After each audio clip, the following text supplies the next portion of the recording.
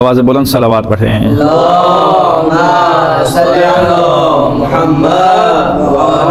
माशाल्लाह। बच्चों, मैं आपको ये भी बताता चलूँ कि यहाँ उस्ताद बड़ा अहम होता है।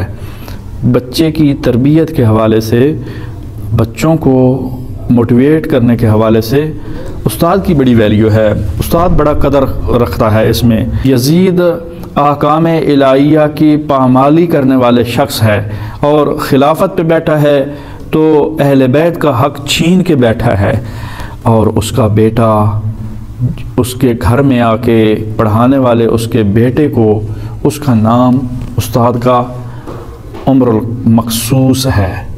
उस्ताद का नाम क्या है? जिस तरह घर ट्यूशन पढ़ाते हैं ना आजकल भी, इसी तरह उस वक़्त बादशाह के घर में जाके जो उस्ताद के लगाया हुआ था, ट्यूशन पढ़ा रहा था, यजीद के घर में जाके यजीद के बच्चों को उसका नाम क्या था? उम्रुल मखसूस।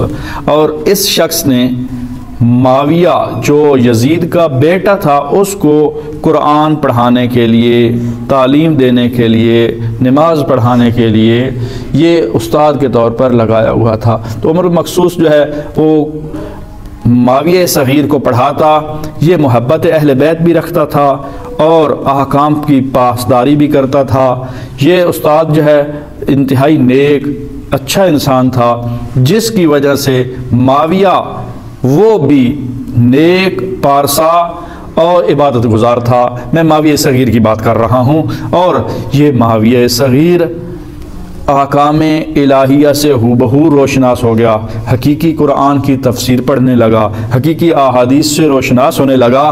तो जब यजीद वासिल जहन्नम हुआ तो बहुत सारे लोगों ने इसी को, जो बेटा था यजीद का माविया सगीर, उसको तस्लीम कर लिया कि आप अपने बाप के जानशीन हैं।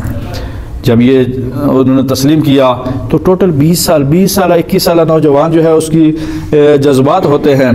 तो उसने पहला और आखिरी मिंबर पे जाके खुतबा दिया और उस खुतबे में बहुत ही पुरमग़ज़ खुतबा था और बहुत ही पुरअसरार बातें थीं।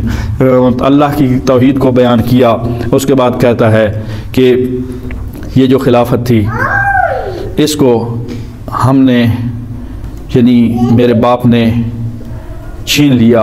असल में हक जो है वो हज़रत अली दामादे रसूल, हज़रत ज़हरा के शौहर, हसनैन करीमैन के वालिद मौला अली अलैहिस्सलाम का था। ये माविया सगीर यजीद का बेटा कहता है कि खिलाफत, जानशीनियत, ये हक हज़रत अली का था, जबकि हज़रत अली अलैहिस्सलाम के हक को यजीद ने छीन लिया, मेरे वालिद ने। और मेरा वालिद बदकिरदार था, अहकाम की पामाली करता था, अहकाम इलाही पे अमल नहीं करता था, लिहाजा आज वो कब्र में उसका हिसाब दे रहा होगा। जब ये जुमला कहा उसके बाद उसने रोना शुरू कर दिया, धाड़े मार मार कर रोया। जब रो रहा था तो फ़ौरन वो कहता है कि अब इस गसब की हुई खिलाफत उसको मैं कबूल नहीं करता, यानी मैं इस खिलाफत का अहल नहीं हूँ। और इस खिलाफत के बारे में उसने ये कहा कि इसका हकदार कोई और है, लिहाजा मैं नहीं हूँ। मैं आप लोगों के गुनाहों का बोझ अपने कंधों पे नहीं डालना चाहता। मैं आपकी दोस्तियों का, आपकी रिश्तेदारियों का लिहाज अपने गले में नहीं लेना चाहता तौक़ के तौर पर, बल्कि आज से मैं अपनी बैअत आपसे वापस लेता हूँ, उठा लेता हूँ, और आप जिसको चाहें मर्ज़ी है मुंतखब करें।